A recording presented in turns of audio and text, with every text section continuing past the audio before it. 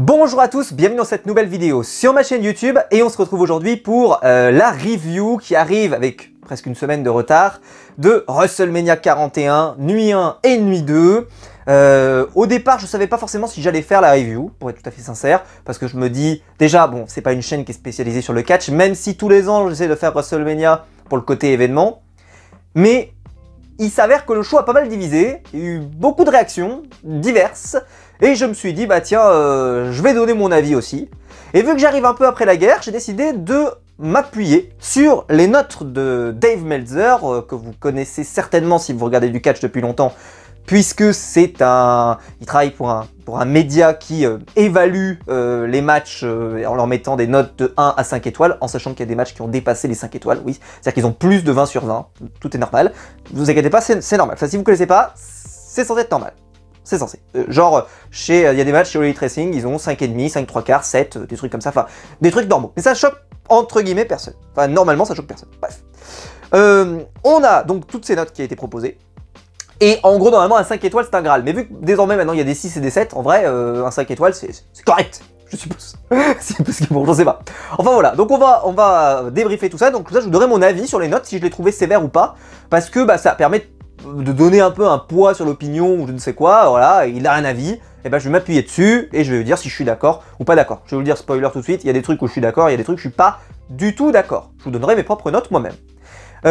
Aussi, bah, je l'ai pas regardé chez moi pour une fois parce que j'étais en vacances du côté de Toulon et donc je l'ai regardé vraiment en plus complètement différemment de chez moi. Alors, ce qui est super, c'est quand t'es abonné au network, en plus j'étais pas sûr chez la personne chez qui j'allais qu'on allait pouvoir le mettre et tout, donc au final nickel, j'ai pu le lancer. Alors c'est sûr que quand vous avez des gens qui sont pas du domaine du catch et qui vous voient à 1h du mat, si vous voyez ce que je veux dire, en train de regarder du catch jusqu'à 5h du mat, ça surprend, surtout 2 nuits d'affilée. Mais écoutez, les personnes s'y font, hein, c'est comme ça, voilà. On paraît pour des fous, mais c'est pas très grave, on kiffe, on est là pour prendre du plaisir, oui. Bref.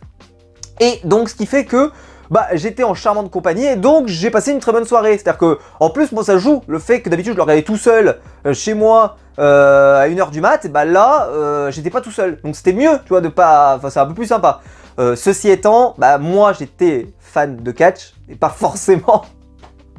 C'est pas le cas de tout le monde entre guillemets, mais c'est pas grave. Voilà, l'important c'est de l'avoir vécu et c'est pour ça que je suis là pour donner mon avis. Mais c'est pour dire que pour une fois que je le regardais pas tout seul, bah, c'était quand même un peu plus sympa, peut-être que d'habitude, c'est peut-être pour ça que je l'ai un peu plus aimé, peut-être. Ceci étant, rentrons dans le sujet. Alors déjà, commençons par le premier match, Jey Uso contre Gunther. La note de Dave Meltzer, c'est 3 quarts, donc 3,75. En sachant qu'en gros, si vous voulez savoir un peu les critères, au-dessus de 4 étoiles, c'est un très bon match. Normalement, en gros, si vous regardez que des matchs qui ont plus de 4 étoiles, c'est souvent des très bons matchs.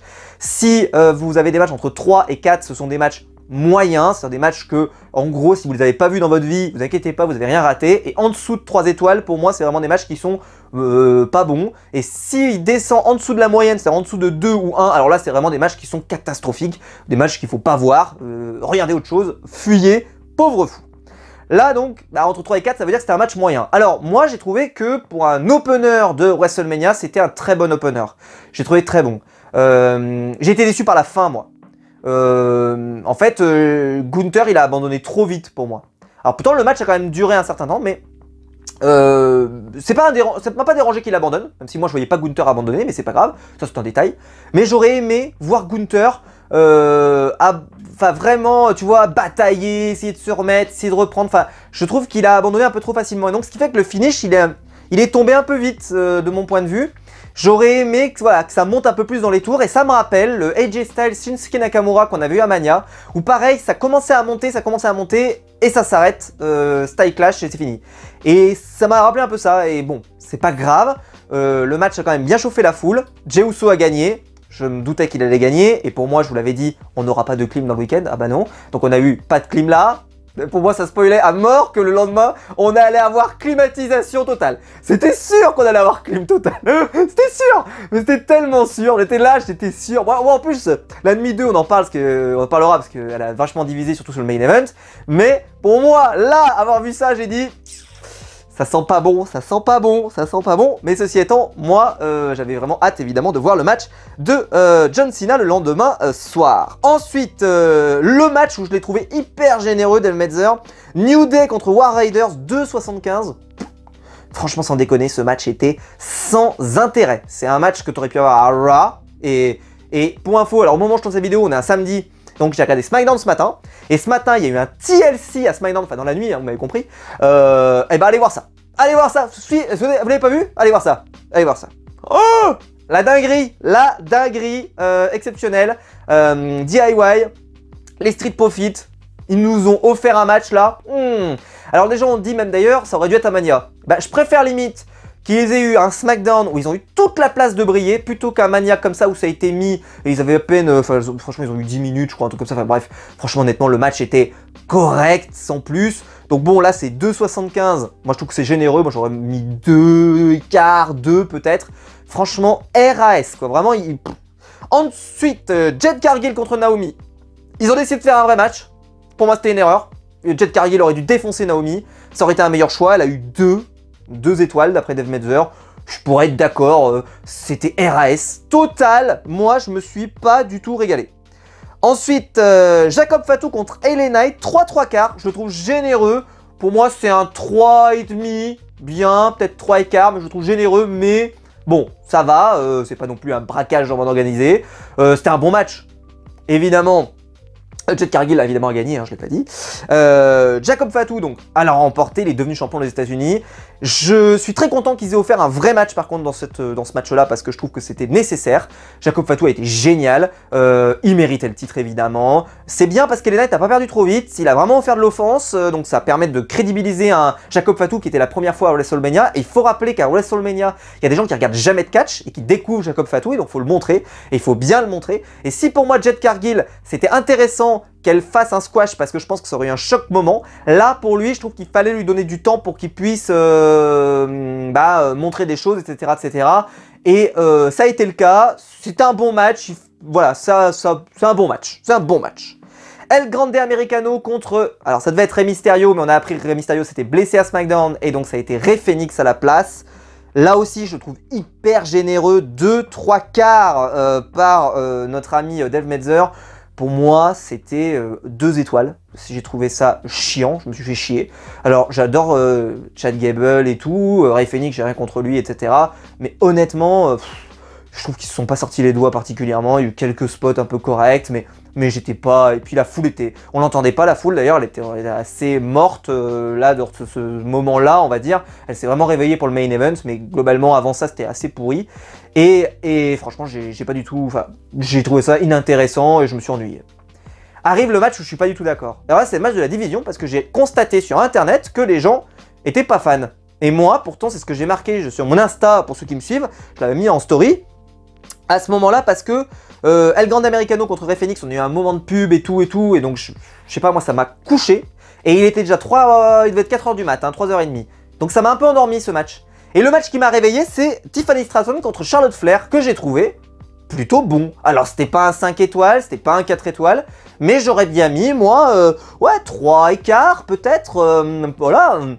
C'est pas un match masterclass qu'il faut avoir vu, mais ça m'a réveillé, ça m'a remis dans le show. Parce que le match précédent était tellement décevant de mon point de vue que, voilà. Et alors, c'est pas une erreur, 1,75. 1,75 pour Dave Meltzer, je le trouve hyper sévère. Alors il y a eu des petits moments d'alchimie parfois ou des choses comme ça, mais je trouve que l'histoire a été parfaitement racontée. J'avais vraiment envie de voir Tiffany Stratton gagner et c'est la bonne catcheuse qui a gagné. Merci WWE, Tiffany Stratton a battu Charlotte Flair, c'était indispensable. Elle le mérite, elle a fait une super année, elle devait battre Charlotte Flair, c'était important pour son règne. Voilà, je suis déçu, vraiment déçu. Que ce match n'ait pas plu aux gens, alors et pourtant, enfin moi je l'ai vraiment dit, j'ai dit ça, ce match m'a réveillé, m'a remis dans le show, et j'ai trouvé bon moi, donc voilà, c'est pas un match masterclass, mais je l'ai trouvé bon, et là voir un 1,75, ça veut dire ce match, il faut pas que vous le regardiez. Bah moi, je vous dirais pas ça, voilà.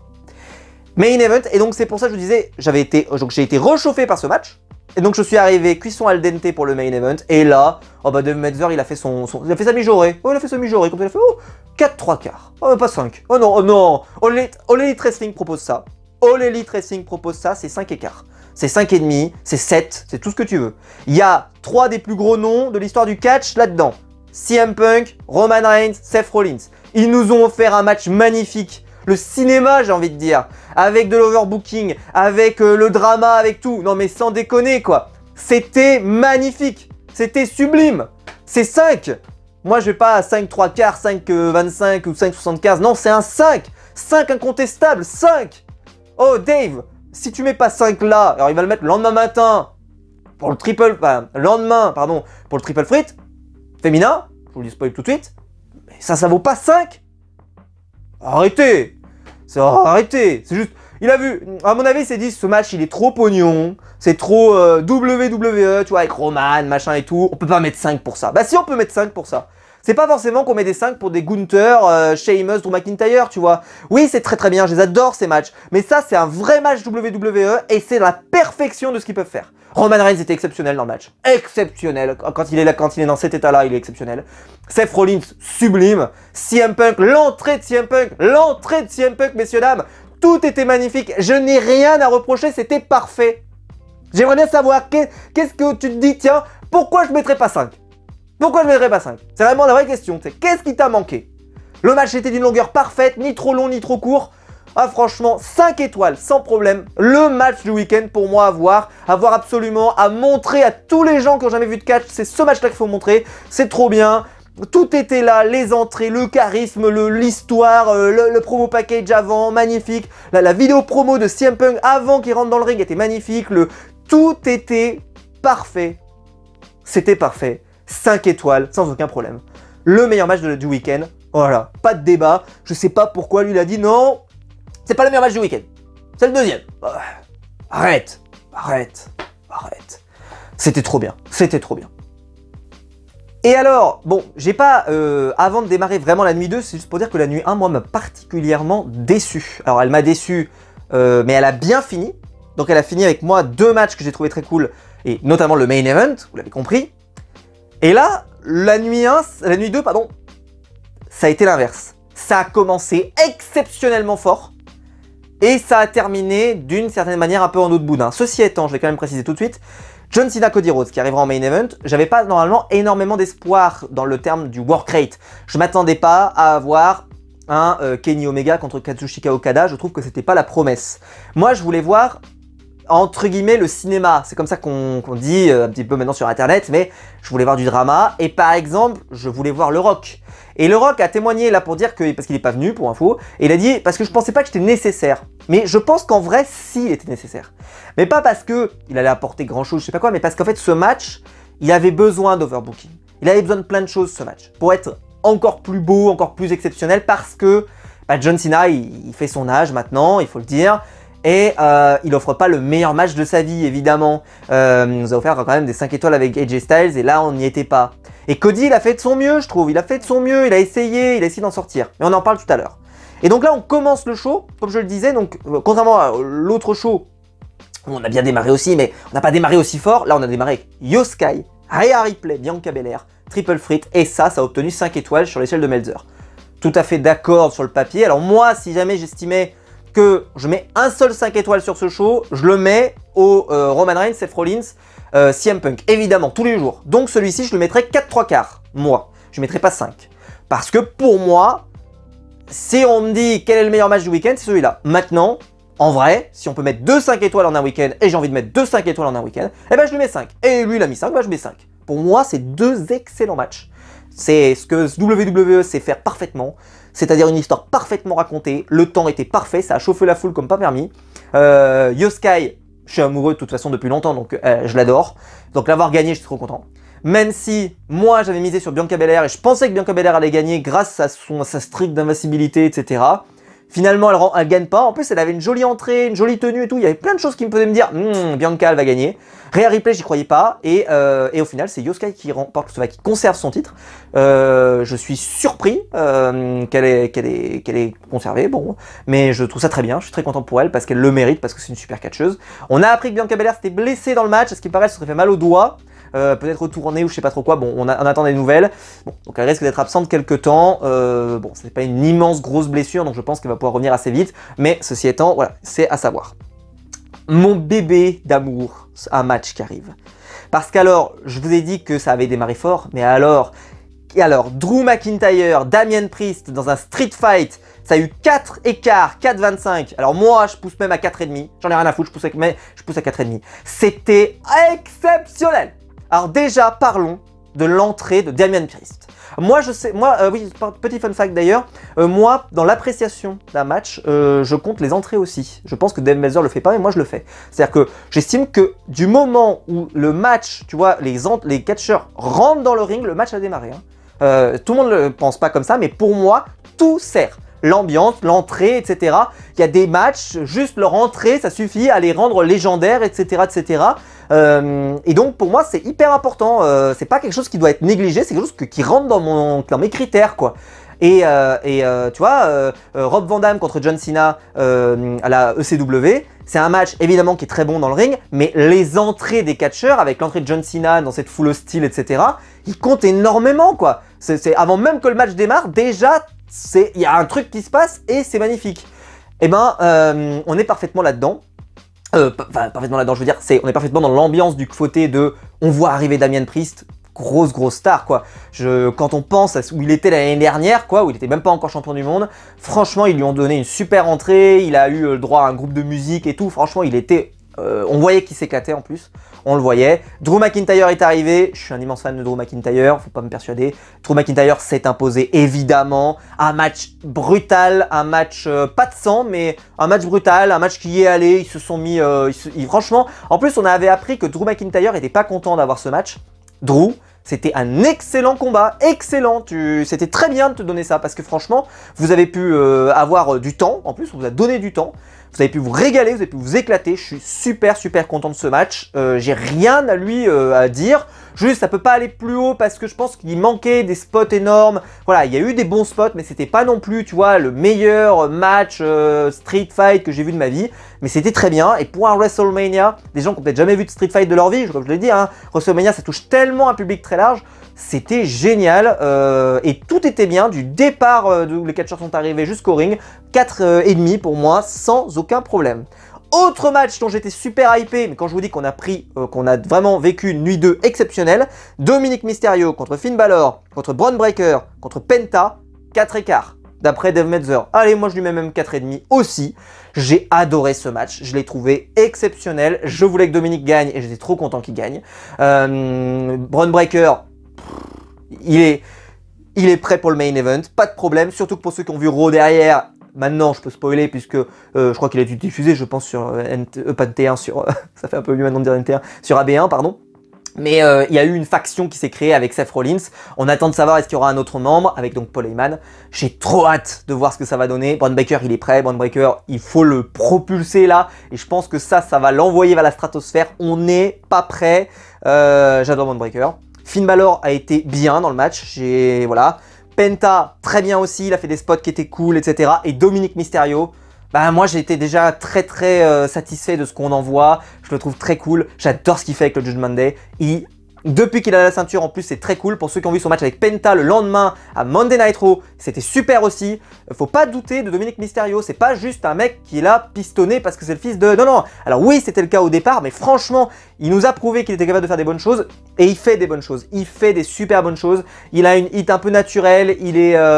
Franchement, j'adore. Je suis trop content pour lui. Je pense pas que son règne va durer 107 ans.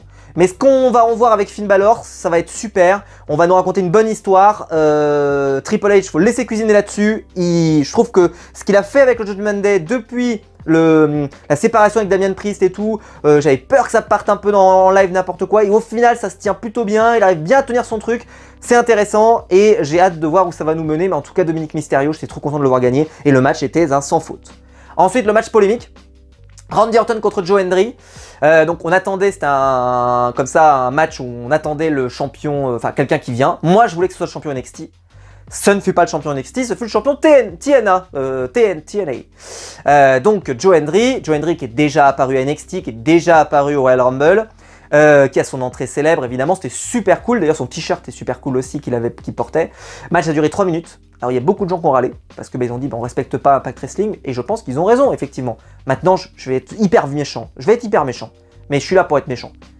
Combien de catcheurs, dans même toute promotion, All Elite Wrestling et tout ce que tu veux, et qui sont pas d'anciens WWE, donc tu te calmes, pas d'anciens WWE, prenez des gens qui sont jamais venus à WWE, donc prenez pas Jericho, Edge, John Moxley, quoi. Voilà, prenez pas ces gens. Combien s'assoit à la table de Randy Orton? Combien? Bah la liste va pas être longue, je peux le garantir. Hein. Randy Orton est un des plus grands catcheurs de l'histoire de la WWE. On se pose parfois la question, vous savez, du Mont Rushmore, etc. Il n'est pas top 4. Mais pour moi, il est top 10 sans aucun problème, Randy Orton. Et en plus, il va catcher encore longtemps, Randy Orton. Il a déjà annoncé qu'il voulait aller encore un peu plus loin, parce qu'il avait peur d'avoir arrêté sa carrière. Et au final, il veut aller encore plus loin. C'est un catcheur qui va marquer l'histoire de la WWE sans aucun problème. Il est génial, Randy Orton. Et puis en plus, il est toujours pertinent, il fait toujours des bonnes choses. Et puis au micro, il est exceptionnel. Bref, et là, on t'offre un Joe Hendry à WrestleMania. C'est une super opportunité. Joe Hendry l'a dit aussi que pour lui, même s'il a perdu en 4 minutes, c'est une super opportunité. Il a raison.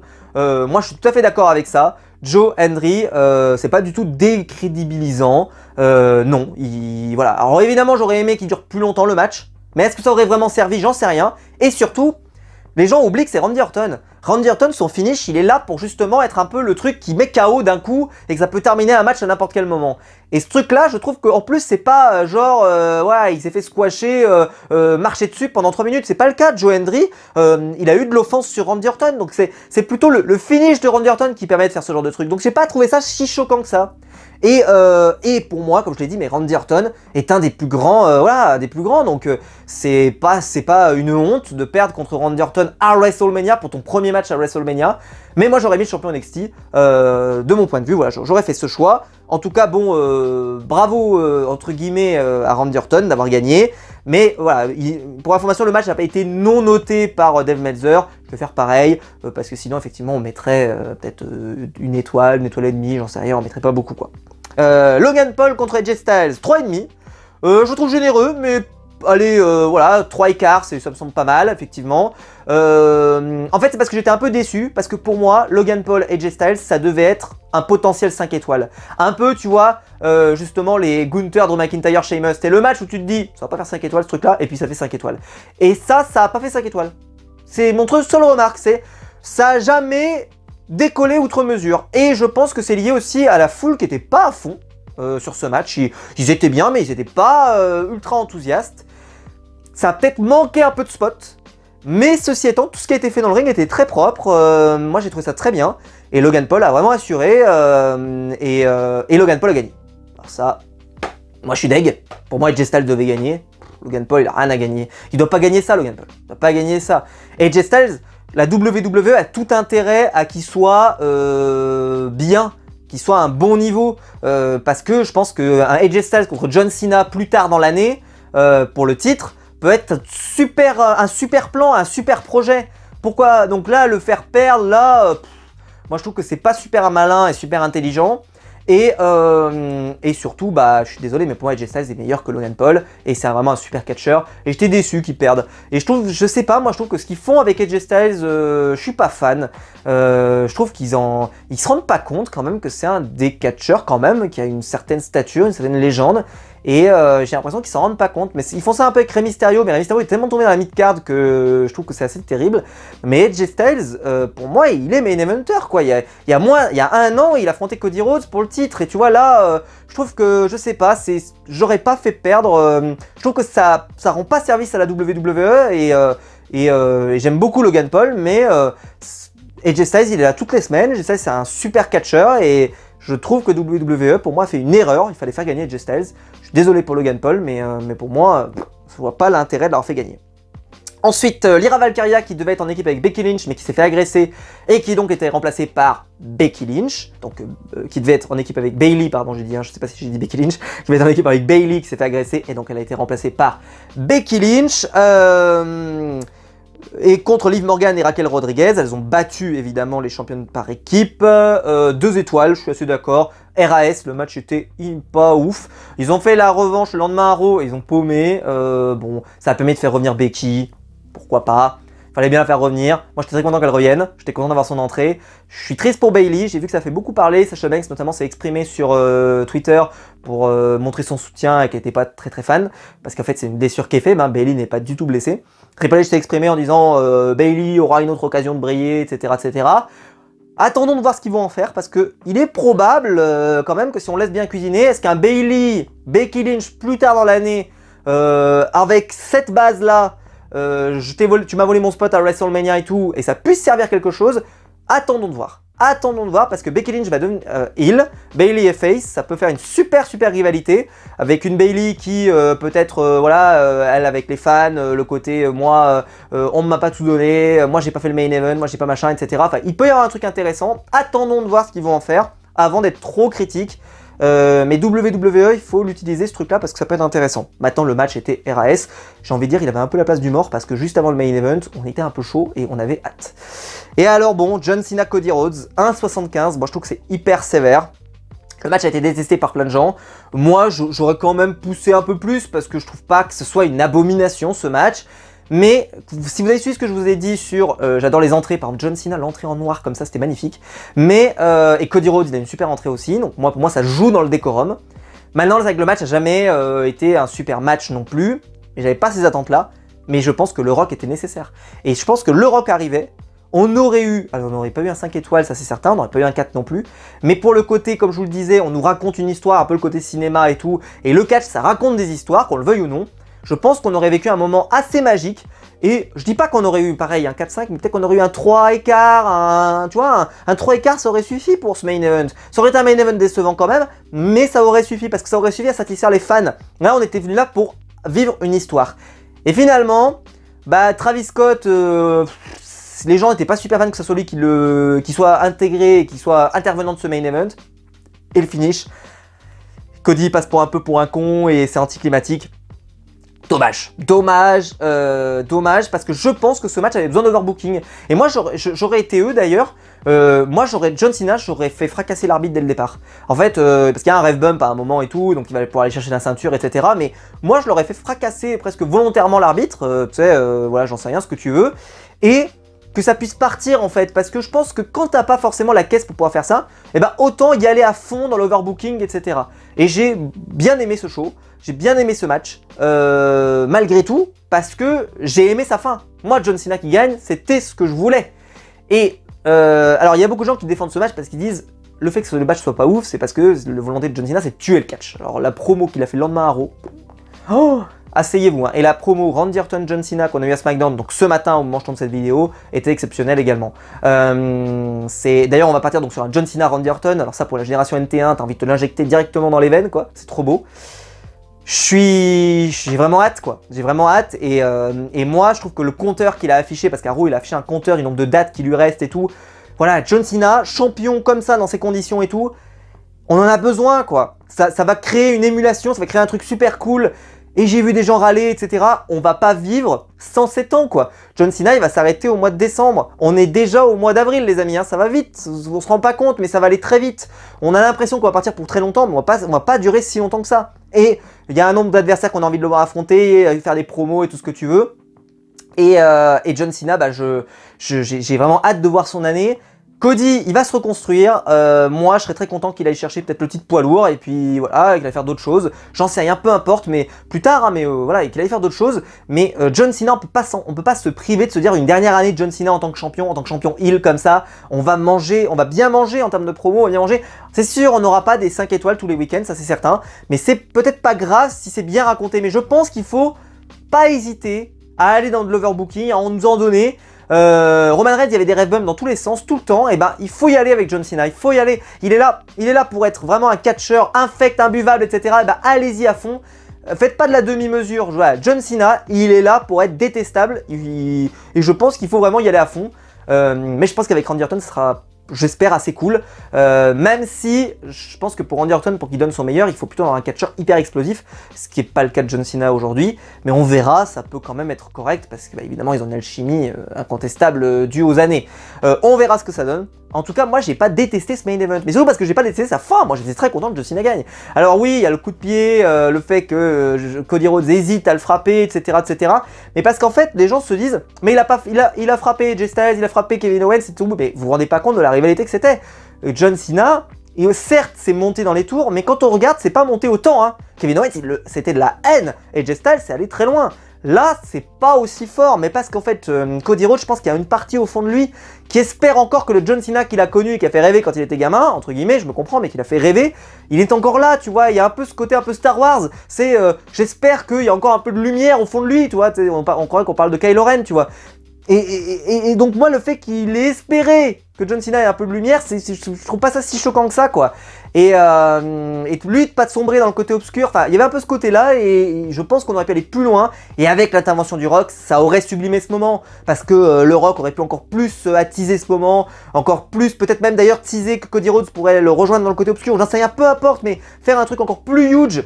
Et le Rock a dit, ah, c'était pas nécessaire que je sois là, mais si, c'était nécessaire, je pense que c'était vraiment nécessaire, parce que ça aurait sublimé l'histoire. Là, l'histoire, elle était trop plate, elle est pas allée assez loin.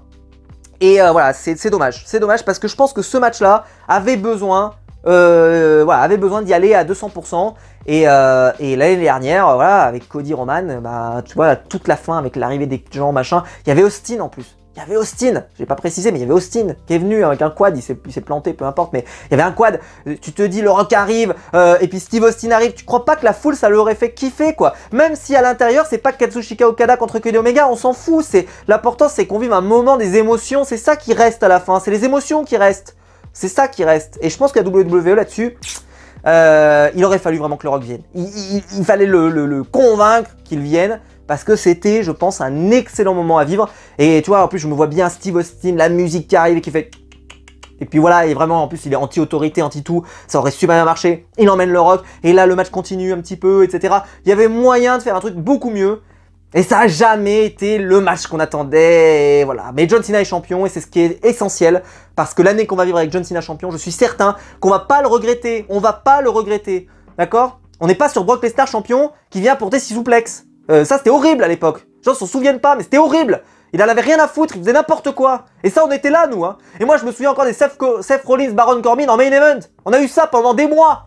Des mois et des mois. Alors, John Cena champion pendant 7 mois, là, peut-être. Je dis pas qu'il va rester sur 7 mois, mais ça va être super. Ça va être super. Vous allez voir, parce qu'il a l'air...